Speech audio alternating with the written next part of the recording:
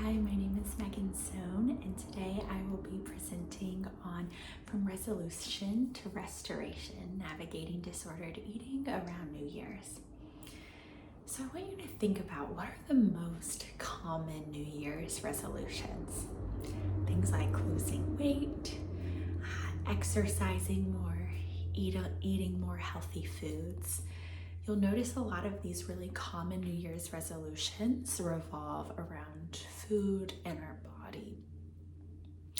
And this is why, partially, that this time of year, eating disorders and body image issues can be really exacerbated. There are reasons like holiday stress, or even how our holidays, a lot of them will center around food, or New Year's resolutions that can be really focused on what our body shape looks like. And so the reason why I titled my talk From Resolution to Restoration is because so often our resolutions are based off of external norms rather than really thinking about what matters most deeply to us. And I think this is reflected in the fact that a lot of our New Year's resolutions revolve around health. And our definition and conception of health has been really shaped by the world around us. So I want you to take a moment to pause for yourself and think about some of the common associations that come to mind when you think about health. Often I hear health in the context of things like weight loss. There's these associations that being thin means you're healthy, having a bigger body means you're unhealthy. There also, I think, is a lot of emphasis on health as physical. We prioritize what is the state of our body like. And I think these conceptions of health that are really common in our society can sometimes miss the mark. And the reason is because weight loss isn't the best indicator of health. Weight isn't the best indicator of health. There's so many other ways that we can assess health that don't have to do with weight. And sometimes being thin can be an unhealthy thing. I think also our health is a lot more holistic than just a pure focus on the physical.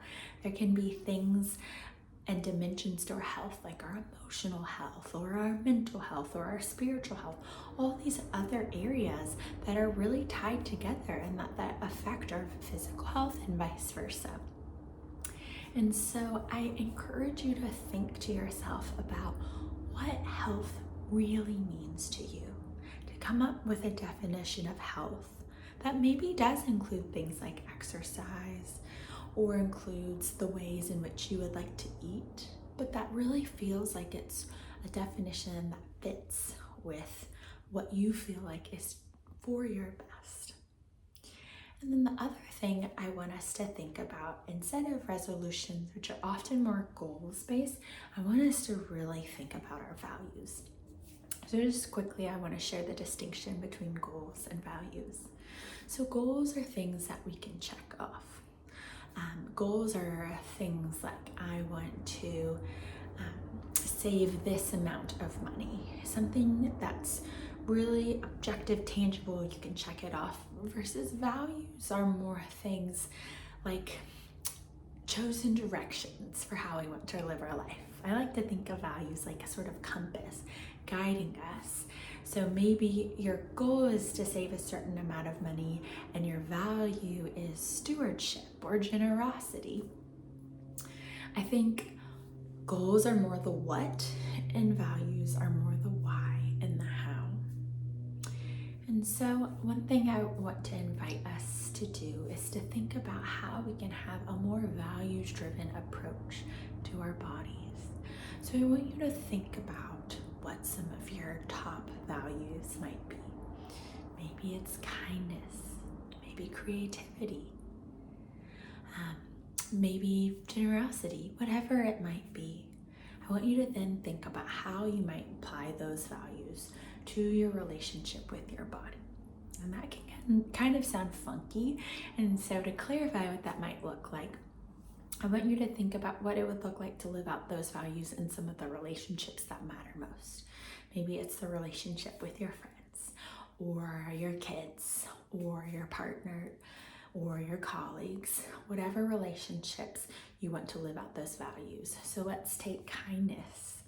Maybe living out the value of kindness in your relationships looks like doing acts of service for others, or maybe it looks like speaking gently and patiently with others. And then use those examples and apply it to your body. So maybe kindness lived out with your body looks like speaking gently to your body instead of criticizing it, or doing acts of service. Maybe that looks like stretching or cuddling up in a warm fuzzy blanket, things that feel comforting. So the takeaway I want you to take from this talk is really thinking about how you can choose intentions for the year that fit with who you are, fit with what is genuinely for you, rather than maybe some of the expectations and norms that we are given from the world around us. Thanks so much, and I hope you have a great new year.